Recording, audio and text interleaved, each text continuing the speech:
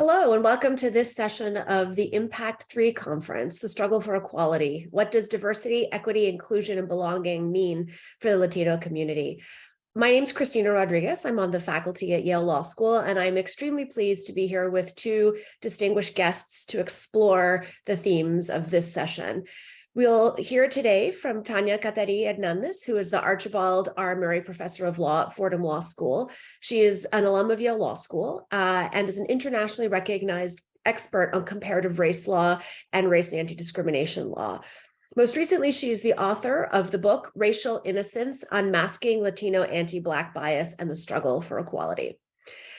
Our second guest is Gilbert Casellas, who is an American lawyer and businessman. He is a Yale College alum and is a private investor and business consultant in the Washington, D.C. area, a director of Prudential Financial, a trustee of the University of Pennsylvania, an advisor to Toyota Motor North America, and the Procter & Gamble Company and the Comcast Corporation. So we have people with deep experience in academia and the private sector, and I'm thrilled to open this conversation. So I'll start by directing questions to each of you about the theme of diversity, equity, inclusion, and belonging, and how it relates to Latinos in the United States, or more generally. And then we'll talk a bit about each of your work that relates to this topic. So I want to start by asking each of you why it's important for there to be representation or inclusion in what we might describe as the high echelons of society, the C-suite, government leadership, academia, and cultural institutions by Latinos. Why is that valuable or imperative? So Tanya, perhaps you can start us off. Thank you, I'd be delighted to. Well, you know what's so interesting is that we've had a pretty strong conversation in our nation about the value of diversity, but often when we say diversity, we have only the picture in our minds of African Americans, right? And that is wonderful and valid, right? I don't mean to take away from that. At the same time, I'm Afro-Latina, so I see multiple perspectives on these issues.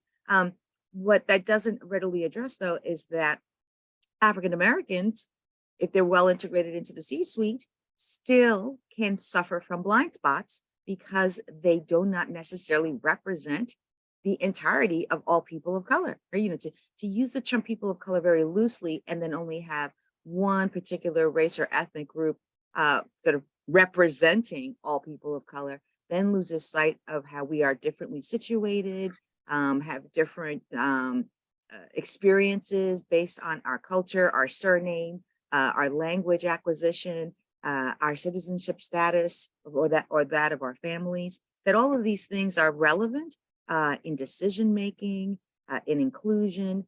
And so when we say we want diversity, we really need to be much more attentive to truly including multiple perspectives and backgrounds, where there to be diversity that is meaningful as far as leadership is concerned. And that means also being attentive to including the Latina voice. I agree wholeheartedly. I would say I'd make, I go back to the why for a moment, and sort of the sort of fundamental why, which is so that Latinos can both benefit and contribute to institutions, sort of whether it's in government, whether it's in the corporate field, whether it's in social, you know, in the world generally. And so I think that's sort of, for me, the why. So when I ran EEOC, the whole issue was, how do you make the workplace fair? How do you make it open to to remove those barriers, those obstacles around workplace? You know, you think about the job as sort of a fundamental, you know, economic development program on an individual level. And if you can't get a job, or you can't keep a job because of who you are, then you can't contribute to society, you can't benefit from society, you can't benefit from the fruits of this, you know, society, right? And the economy. With regard to diversity, inclusion, equity, belonging, I absolutely agree that in the corporate world in particular, we're lumped together. You know, you see the POC numbers, people of color, and when you ask that be disaggregated, then you start to see that there are remaining gaps for Latinos in particular. especially as you move up the corporate ladder. And so I think it is critically important in order for us to both benefit and contribute in that sector as in government sector, that we focus on that. If for no other reason than the size of the Latino population, the demographic imperative around our numbers. So I think that's it. I mean, I think that for me is the bottom line. So when you use the words benefit and contribute, it's an interesting dichotomy, kind of a reciprocal one. I'm interested in what both of you think about what the social value of that is, of both benefiting from participation in these various institutions that I enumerated, and then what it means to be able to contribute, and if that has larger social value or value for the Latino community as a whole, or if it's just one dimension of a larger mission to ensure equality, belonging, and those sorts of values in American life generally. I'm happy to jump in on just one point. For example, let's just take how we are portrayed in the media, right? So Latino representation in the media world is important. One, because of how we are portrayed. So we can contribute to that narrative, to changing that narrative, if we are in the decision-making body, the decision-making positions in those, whether it's in news, whether it's in entertainment, right?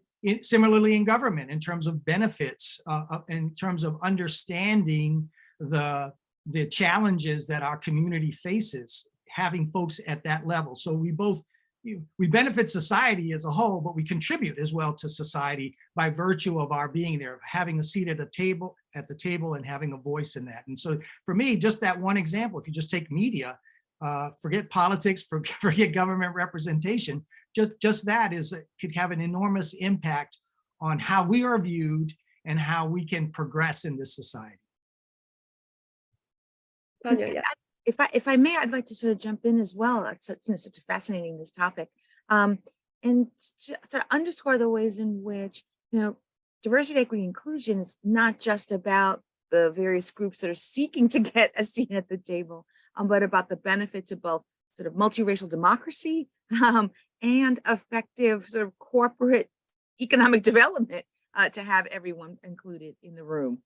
So like one little small example, for instance, businesses that are, I heard in the introduction that Gil has had, prior experience at Procter & Gamble. And that really pricked up for me because thinking about all the products that Procter & Gamble would put out as far as, for cleaning, right? And here's the thing, growing Latino demographic within our country, but not all clean, and we like to clean too, but not all cleaning products are as attractive to us from a cultural perspective. You don't have a Latino in the room, you don't understand why fabuloso is so wonderful, right? Meaning that having it be very scented, that's not for everyone, but culturally speaking, it's something we are more familiar with, more attractive to, reminds us of home, etc. And so you miss out on dollars, right? Money is left on the table, just to be perfectly crass about this, when not all voices are in the room.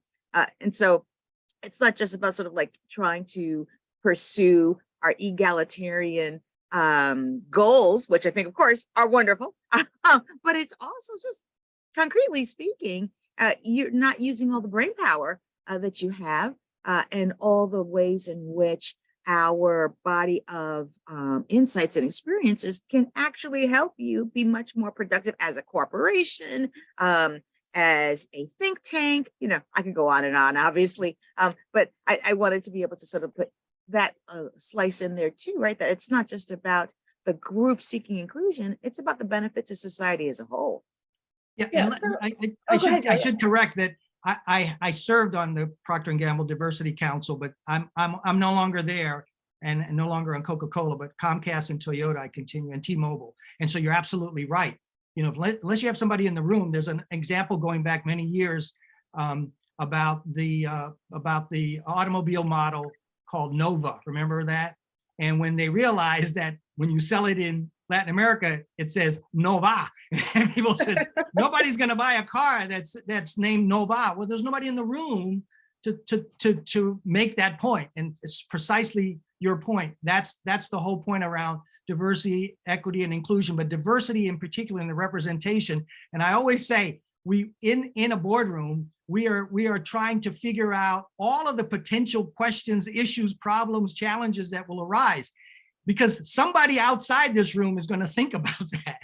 And so if we don't have the right voices, the right perspective sitting around the table, then we're going to get blindsided with regard to a service, with regard to a product, with regard to a market. So you're absolutely right on that.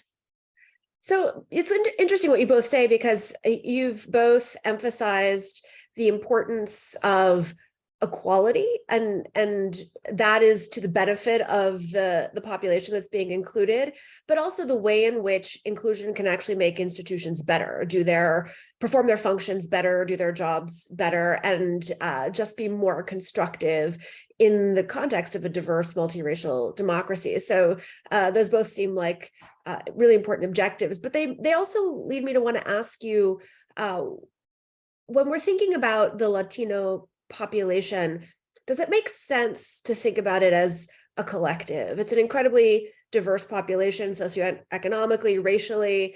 Our language abilities are distinct. We come from different parts of the world, some of which have a lot in common with each other, some of which do not. So I'm curious how you think about representation given that diversity of experience and status within the American society. Well, I would say it's an inherent tension. I don't want to sort of be flip about it. You know, what unites and makes it intelligible to use the term Hispanic or Latino or Latinx, you know, depending on your generational level. What justifies that is that we, as a group, descended from, related to, ancestors from Spanish-speaking areas of the world, Portuguese as well. You know, Brazil likes to be included within the idea of Latinidad here in the United States. That when you are subject to derision, racial stereotyping as a collective, then it makes sense to have this collective identity. However, when you're looking about what do we make of outreach as far as inclusion is concerned, and having sort of all the multiplicity of voices at the table, there is no single Latino voice, because we are a pan-ethnic grouping. And some of us, our primary language wasn't even Spanish, let alone English. It was an indigenous language, right? So the way in which we think about diversity, equity, inclusion really does have to be nuanced. I don't think it's that hard. So often when I use the word nuance, people go immediately get very sort of, they shut down because it feels like it's too much. It simply means asking the other question, meaning, when I say the other question, I might borrow this from the scholar known as Mari Matsuda, but simply asking from a very intersectional perspective. Oh, this is a representative here in our space talking to us about Latinidad, but their examples are all about Chicanos in Los Angeles. That's wonderful. We need to know about that.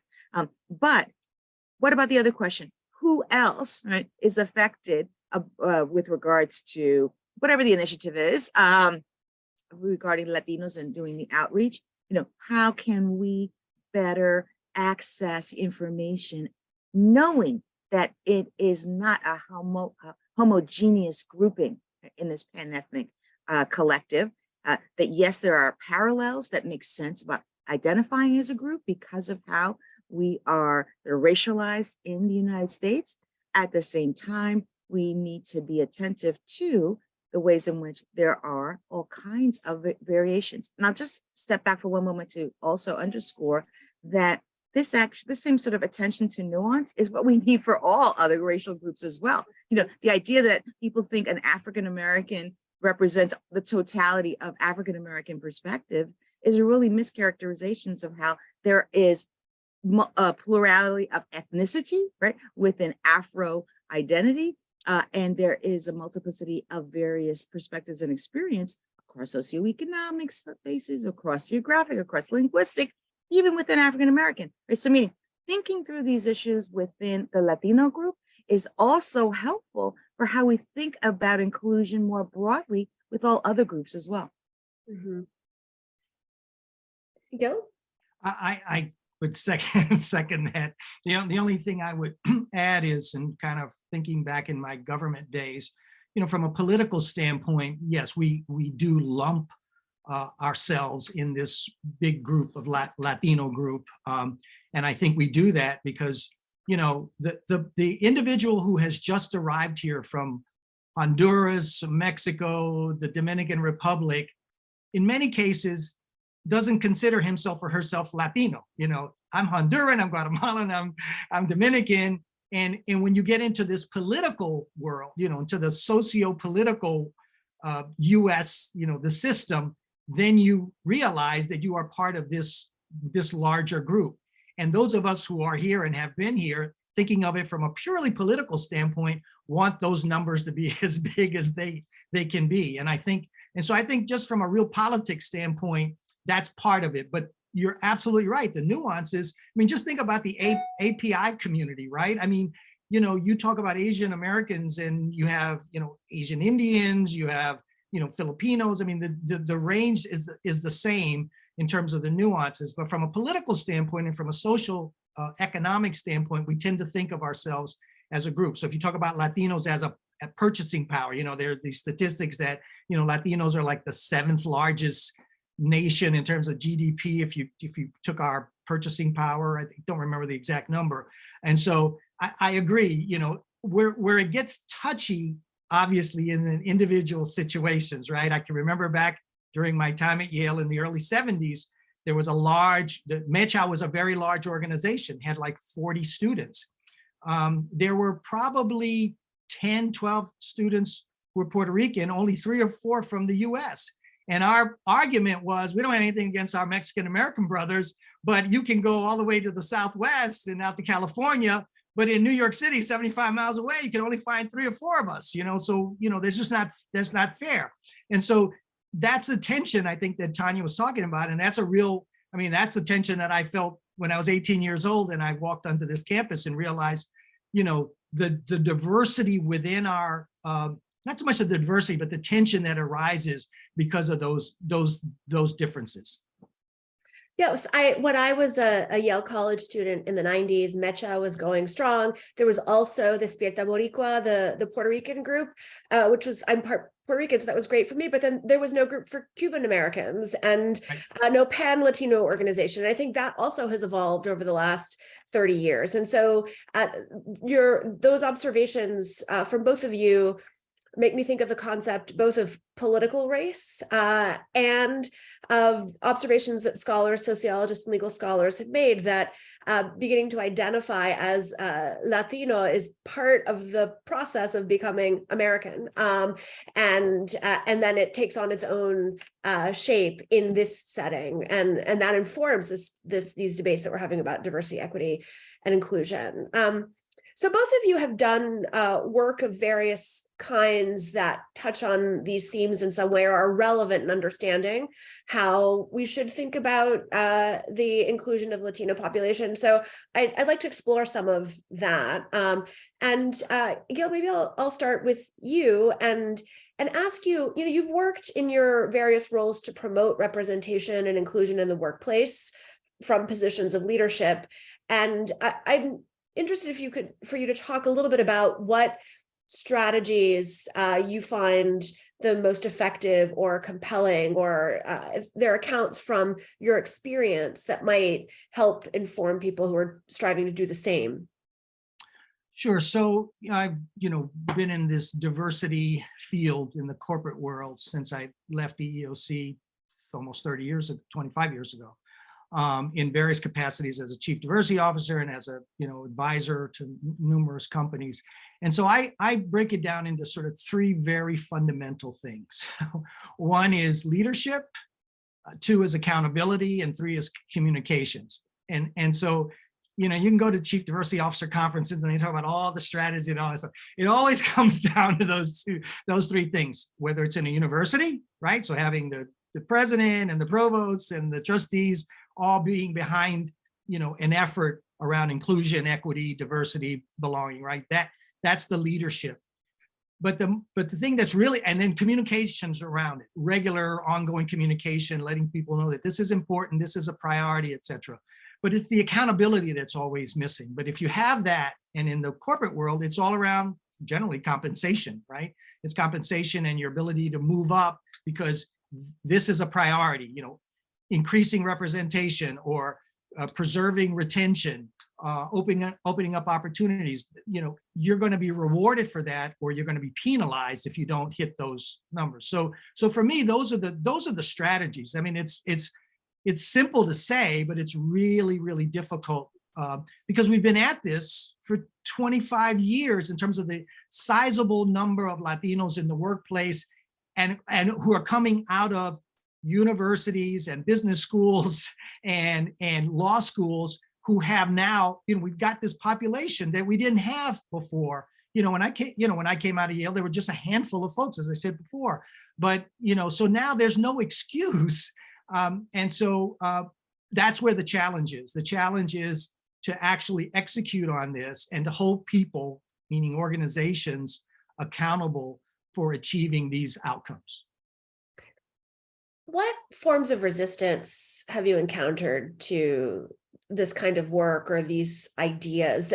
We all know well the hostility that is bubbling up in the political sphere to diversity, equity, inclusion efforts, legislation that would ban those efforts from public universities in some states. And it's basically become part of a political platform to oppose these ideas. But I'm interested in what headwinds you've faced and how you overcame them, or make the values of diversity, equity, inclusion seem central to the institution that you're a part of, as opposed to something that's threatening to people. Yeah, I mean, it sort of depends on the industry, the company. You know, it varies. You know, highly technical fields, right? You don't find women necessarily, and at least you didn't for a long time, right? And you tended to find folks in, you know, HR and in legal as opposed to finance and technical. That's changed. It's changed enormously. But there's inertia. That's part of it. There's inattention on the part of others, and then there's just the lack of accountability, that particularly in the middle. So everyone will talk about, you know, tone at the top. I talk about the muddle in the middle, because that's where things get stuck. That's where the pipeline starts to leak and folks don't make it through to the system. And, you know, there have been, depending on the company, there have been various strategies, some successful, most of them are just half steps. I think I mean, that is what's so frustrating about this, is that we've been at it as long as we have. And if you just look at the numbers, Latinos are just not represented at the upper echelons in the business world as they should be. So there's a lot more to discuss, and how to explain that fact and how to go about addressing it. But I want to turn to you, Tanya, first to ask about your work on anti-Black racism in the Latino community, and the importance of highlighting or foregrounding Afro-Latinos in the larger discussion. It returns us to some of what we were talking about before, which is how to conceptualize this group as a collective. And your new book, which has a very provocative title, tries to demonstrate how within the Latino community, there are these divisions that repeat some of what we see in society more generally. So I'm interested in what you've uncovered and how you think about addressing anti-Black racism within the community. Well, you know, looking at the scenario of issues from the perspective of sort of the intersection between race, like Afro-Latino, I think it can be very illuminating. Right? And so the provocative title that Cristina is referring to is A Racial Innocence, Unmasking Latino Anti-Black Bias and the Struggle for Equality.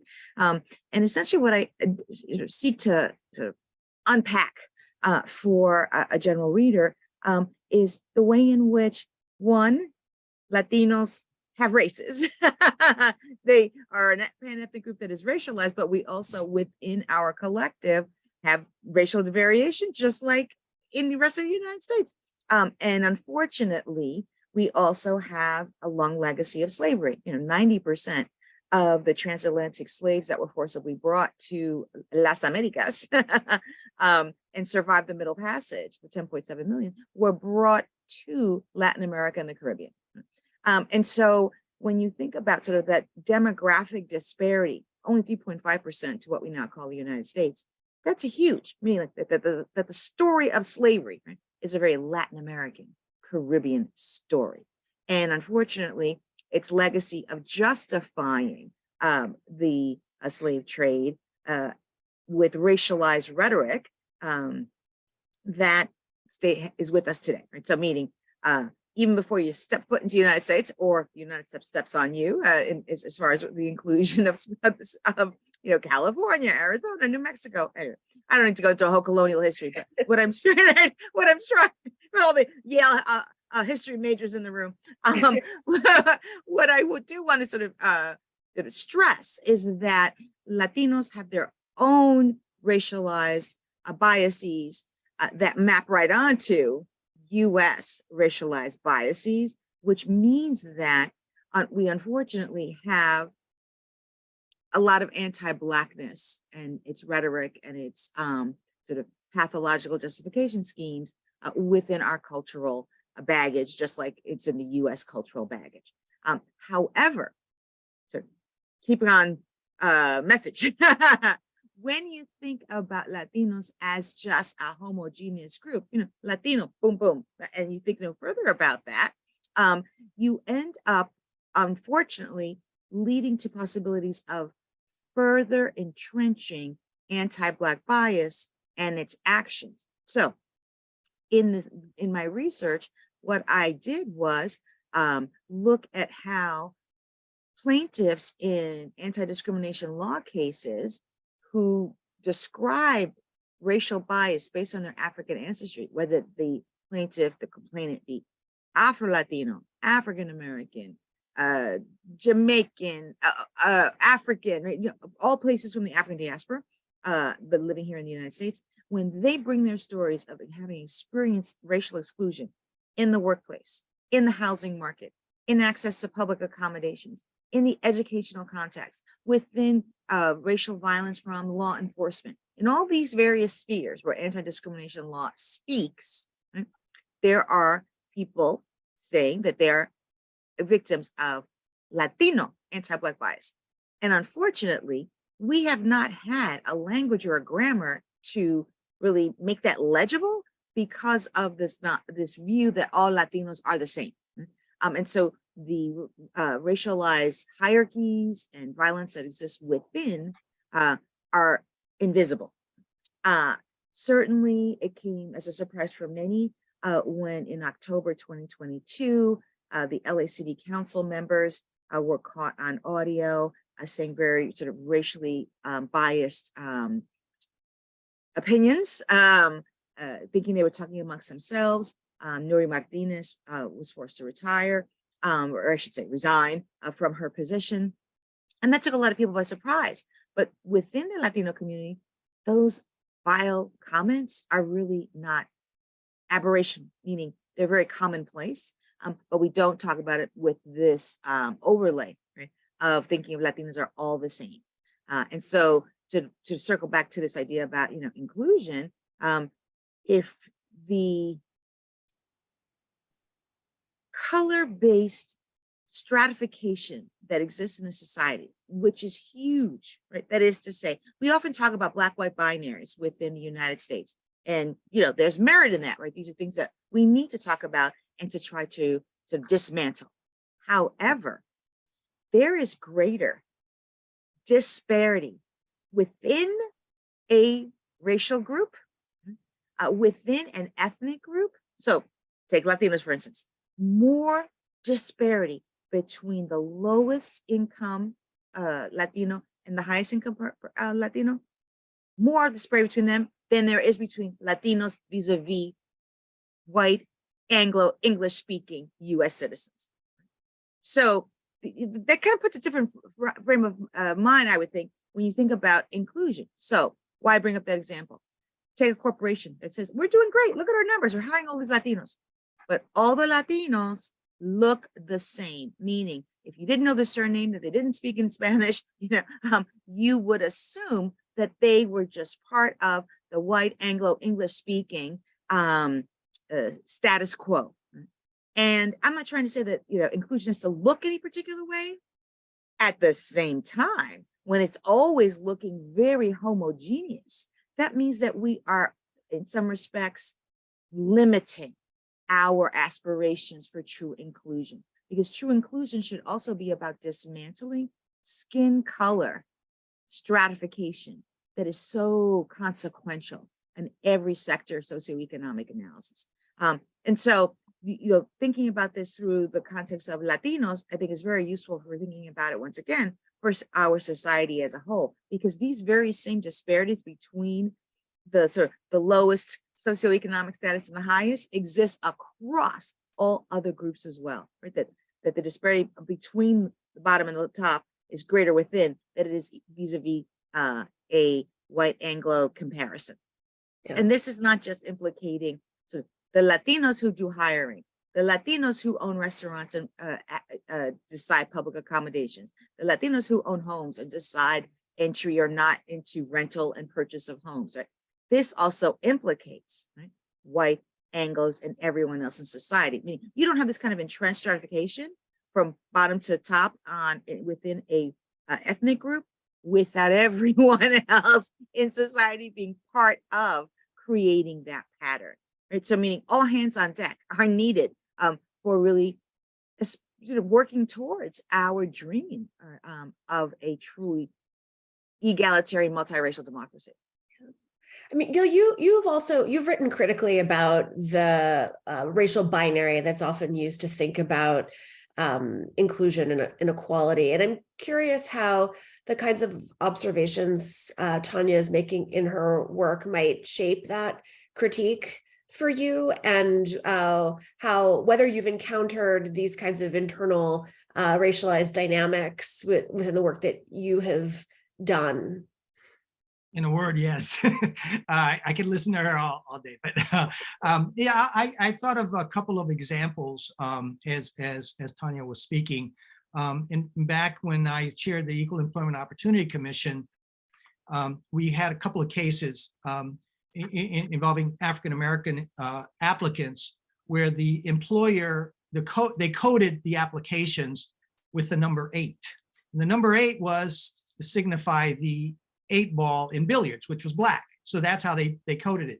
But there were other cases. There was one other situation I remember where the applicants were Latino. This was in the Southwest. They were Mexican American, and they were being discriminated against because they were darker and more indigenous looking. And to Tanya's point, that you had to sort of look more white, more sort of acceptable in order to be. And I can't remember whether it was a waiter job or it was in a hotel, clerk, front desk type position. But the point is the same. The point is that we have this colorism that goes on. And I mean, so I'll be personal, right? So I'm Puerto Rican on my dad's side, Cuban on my mom's side. And what happens when a baby is born? ¿Cómo tiene el pelo? Right? That's the first thing. How's the hair? Straight hair, kinky hair? What's the color, right? That was a whole thing. I mean, that was my grandparents' generation. I mean, they were really concerned about that. And they were concerned about it because that's a legacy of that colonial, slavery mentality, that white was right and anything not white was bad. And so, when we think about, colorism, we think about that range of colors, Latinos are just a multicultural, multiracial community, right? At either end, you have people who are Black and you have people who are phenotypically white, but everybody is in between, right? And our society and our country is becoming far more multiracial and multicultural. And I saw a statistic once. I oversaw Census 2000, well, it's 20 years ago, and the statistics were very interesting in terms of the number of people who wanted to identify as multiracial and did not want to pick a box. And obviously Latinos have that issue as well, right? In terms of you ask, are you Hispanic? But then you asked about your race, right? And it's very interesting that over time, you know, the number of people who are identifying as multicultural and multiracial has increased. But the other thing is the number of people in this country under 50 who live in multiracial households. And I think it's like something over 50% of the people under 50 live in households that have people of different races, you know, multiracial communities, right?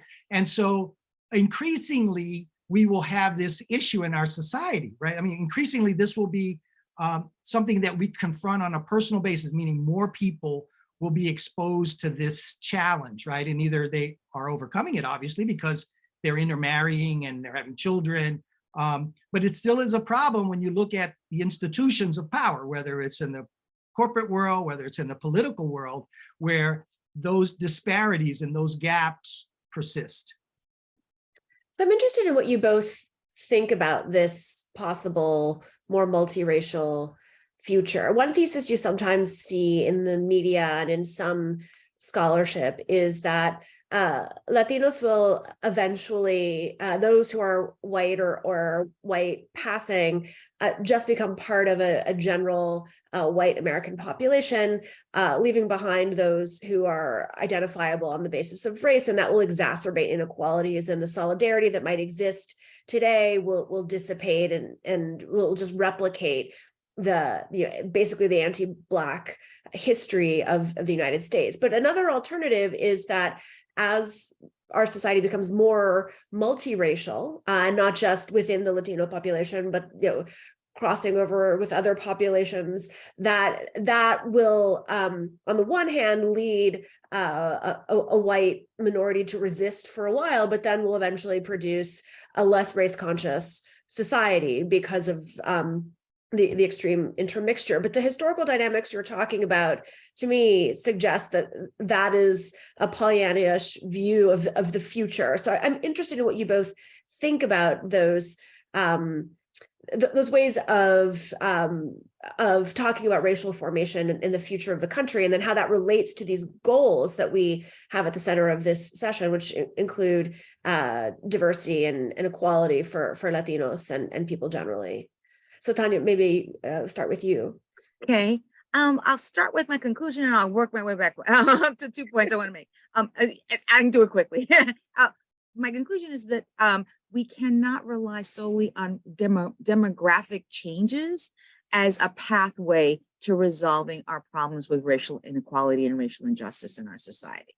So that's my conclusion. The reason why, the 2 points of why I believe that is so is, one, let's look at this issue of Latin America, Caribbean with regards to racial mixture. That ain't new. We have long been touting our superiority as sort of a racially elevated and progressive set of peoples and societies because of our racial mixture. We have a word for it, we call it mestizaje, right? And the idea is that, oh, we're all so mixed. We have indigenous, we have Black, we have white, et cetera. And that makes us inherently anti-racist and inclusionary. And it's far from the case. Right? Latin American and Caribbean societies are more racially stratified than many spaces in the United States. So, our celebration rhetorically of racial mixture is just that. It stays within rhetoric and it doesn't actually manifest itself in disrupting racial hierarchies that are built on valorizing whiteness. Mm-hmm. So that sort of a historical regional perspective suggests that demography is not the solution to inequality. Then secondarily, looking at these issues in the United States, I had the opportunity to sort of research this idea about multiracial identity, right? And it is true, as Jill says, that there are growing numbers of people who their personal racial identity is more fluid and nuanced, context specific, temporal. What they thought of themselves as children is different from what they think of themselves as adults, And that's because personal identity is inherently sort of malleable, right? I like to joke that some days the only identity that I feel I have is beleaguered working mom. That's all I identify with. And so these things are very sort of nuanced. Yes. However, when anti-racism is happening, or better stated, when there's a resistance to anti-racism, right? That when there are dynamics of racism, discrimination, etc., those who identify in nuanced ways with their multiracial backgrounds do not escape the binary that is racism, that is between white and non-white.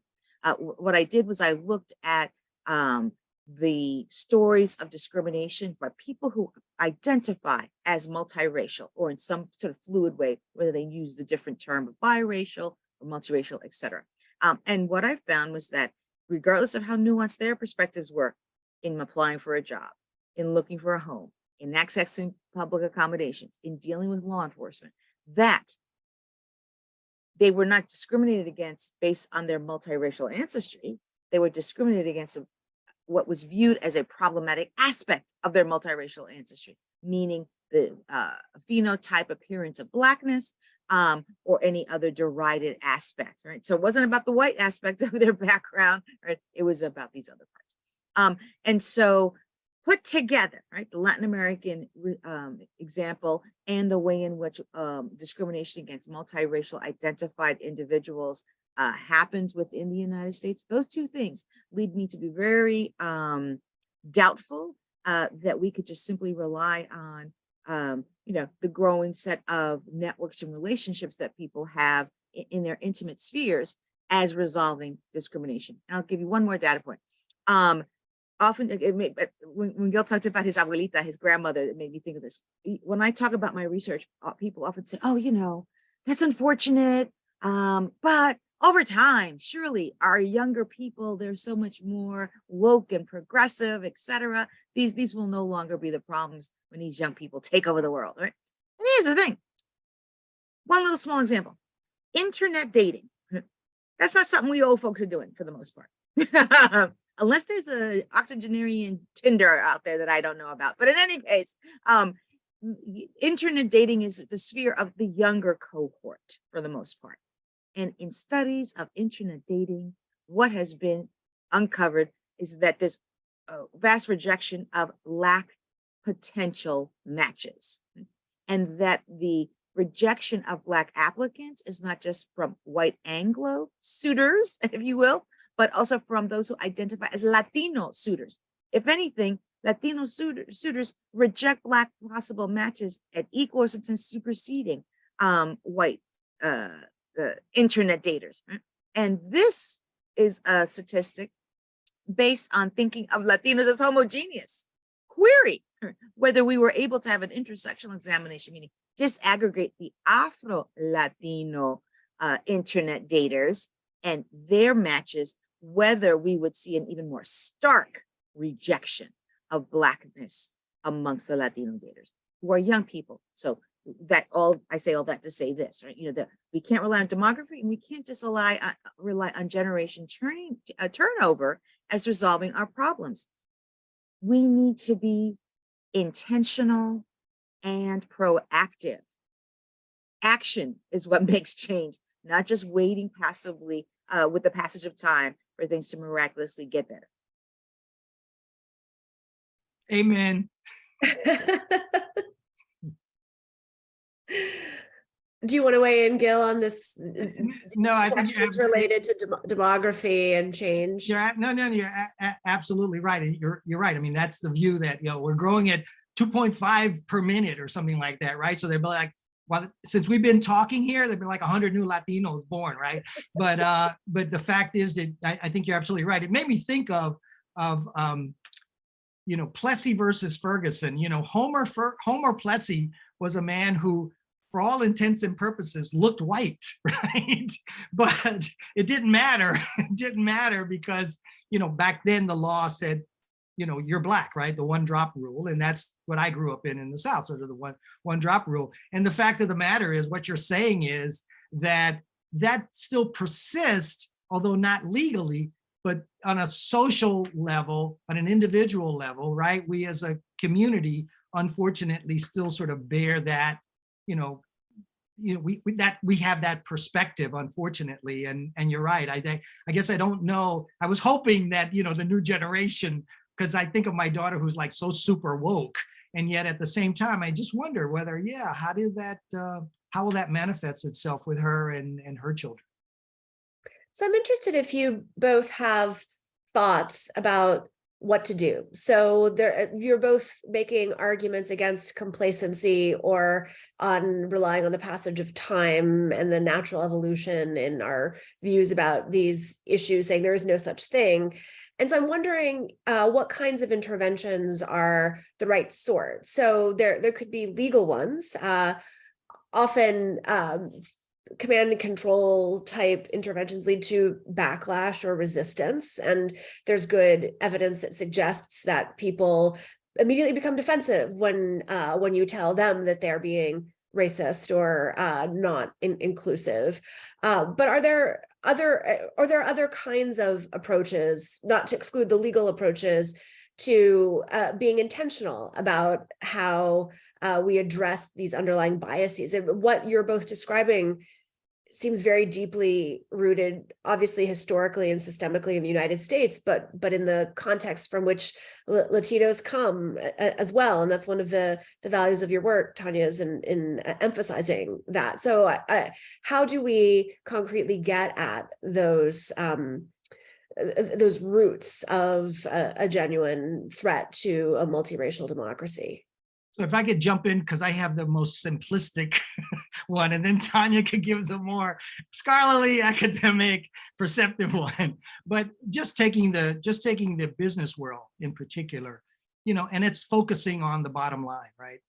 If what the reason you exist, notwithstanding all these wonderful statements about purpose that companies now have, the reason they exist is to make money, right? And if you are leaving money on the table because there's this large community out there, this growing community, let's just take the US in terms of Latino population, right? The largest single identifiable group now, right? Within, or quote, minority group within the US, right? Latinos. If you're excluding them as consumers, right?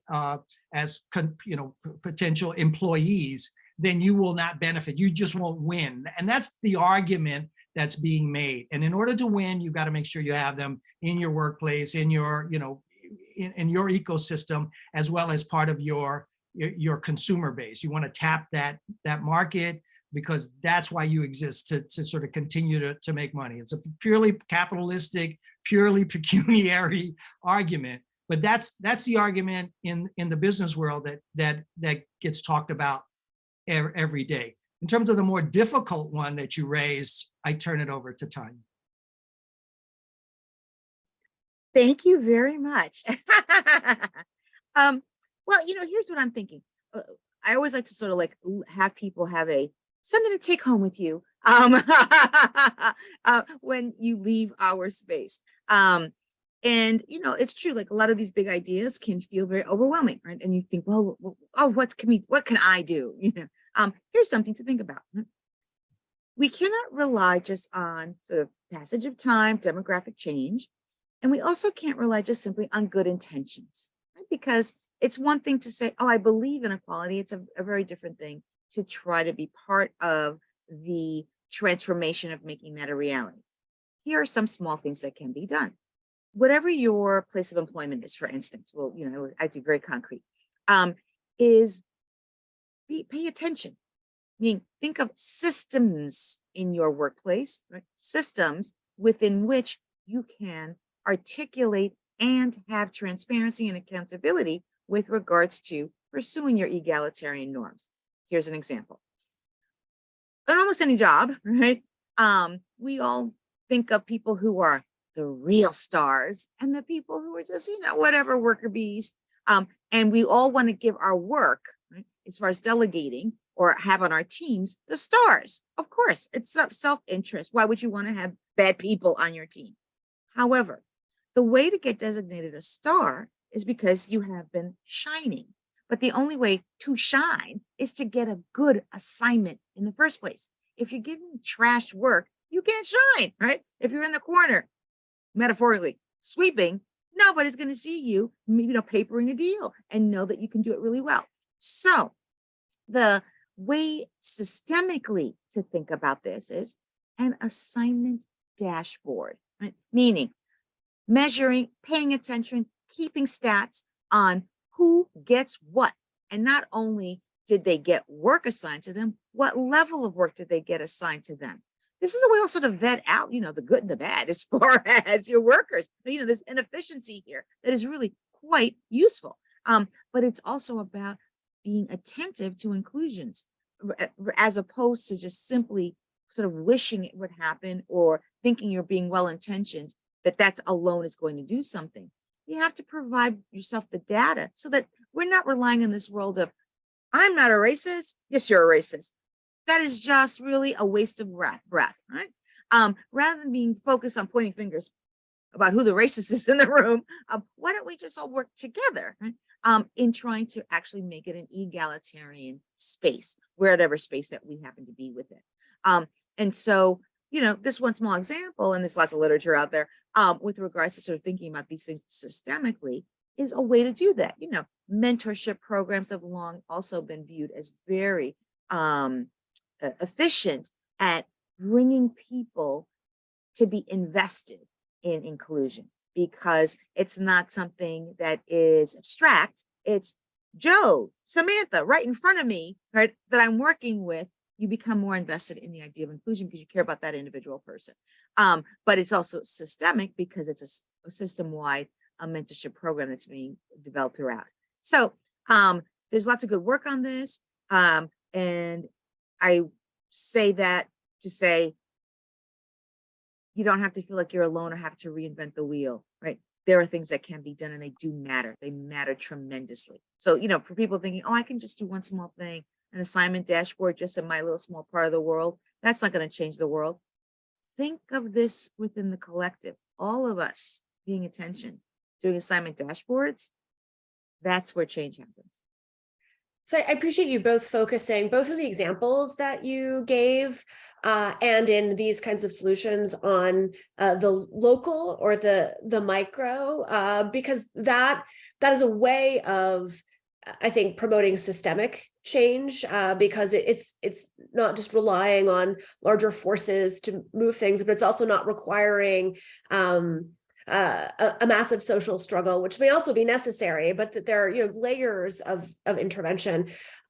So with the time we have left, I wonder if I could ask you about a specific kind of approach that's taken in some parts of the world, but is not favored here, and then also give you an opportunity for final reflections. And that's the use of quotas to ensure representation. So there's a law in the state of California that's being challenged that requires a certain number of, I believe it's women, maybe also racial minorities on corporate boards. There are political quotas in some parts of the world, and the idea is obvious. It's to require that there be representation as a way of normalizing it and distributing benefits, and then producing some of the positive outcomes you described that come from representation. So I'm curious what you think about that as an intermediate sort of strategy.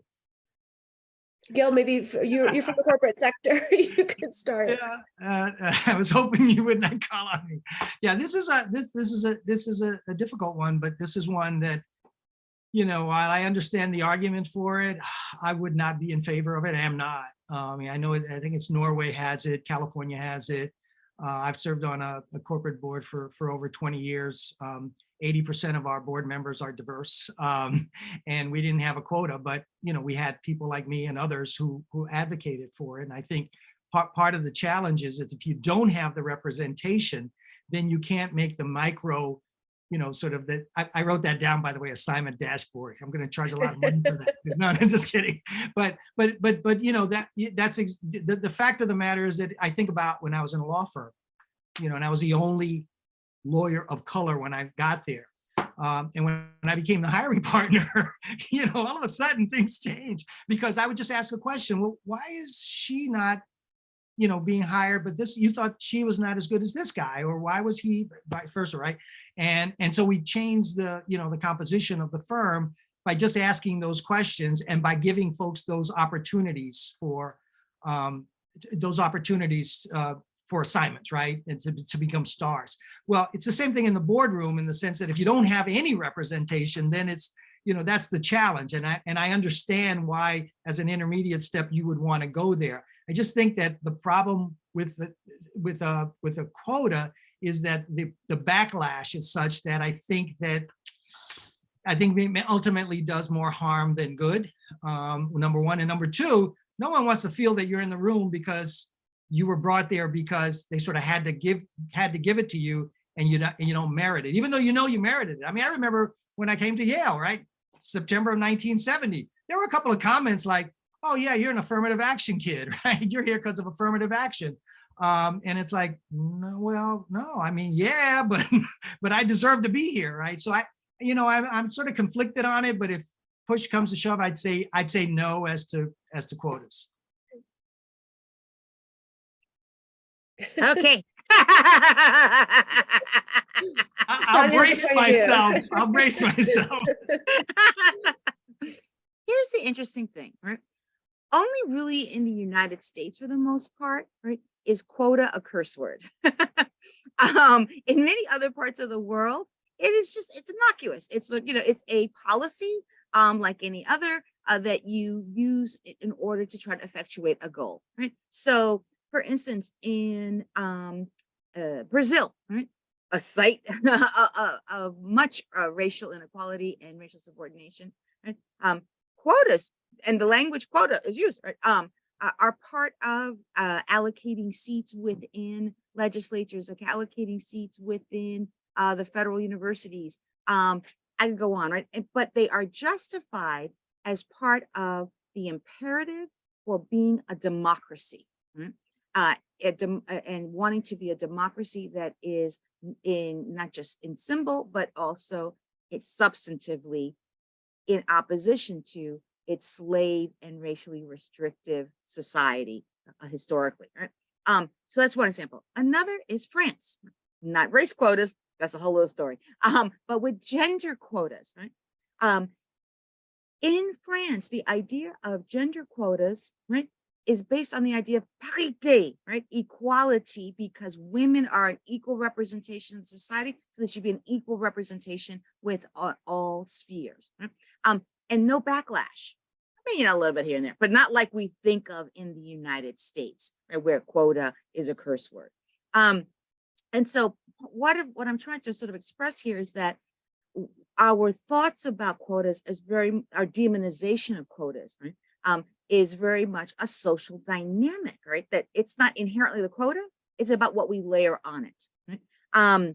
And so when we think about why it is that the Rooney Rule sometimes works and sometimes doesn't work in the NFL, right? Meaning this idea of not having a quota, but just having a mandate to interview. Whenever you're going to interview for coaches, that you would interview at least one or two, I forget how the number works these days, within your cohort, diverse applicants, right? Sometimes it works great when everybody's paying attention and there's the fresh, right? But once the eye is off, there's lethargy and there's no follow through. The great thing about quotas is that there's accountability, right? What gets measured gets done, right? If you rely on the goodwill of people, that comes and it goes. When there's no Gil in the room, what then happens, right? So this is something that I mean, probably the boat has sailed on this issue within the United States, but that doesn't mean that we can't try to be attentive to how other ways we can do accountability that can be meaningful, just as meaningful as quotas have been in the past and continue to be in other jurisdictions. So we've reached our time, and this has been a truly delightful and insightful conversation that I have learned a lot from, and I'm glad to have had the chance to be with both of you. I want to give you one last chance to say, to give some parting thoughts to our audience. What would you most like them to take away from this discussion and take into their own work? well, buy Tanya's book. I would do that. I'm going to buy it. I'm going to buy it. I'm going to do it right as I get off. No, I think that it is, it is, it's a marathon, not a sprint, and we've been at this, in my case as when I first came to Yale, that's when I sort of became an advocate around these issues. And so I've been at it for a long time. And I would have thought if I was 18, when I was 18, looking now to where I'm in my 70s, that, we wouldn't be talking about these issues. And yet we are. So we just have to keep at it. I mean, I would say that my parting word would be, you can make a difference, that all of us can contribute in small ways wherever we are. Maybe you're not in the C-suite, maybe you are. But regardless, there are ways in which we can be part of the solution, and it matters to all of us. Well, thank you to you both, and thank you to the Yale Alumni Association.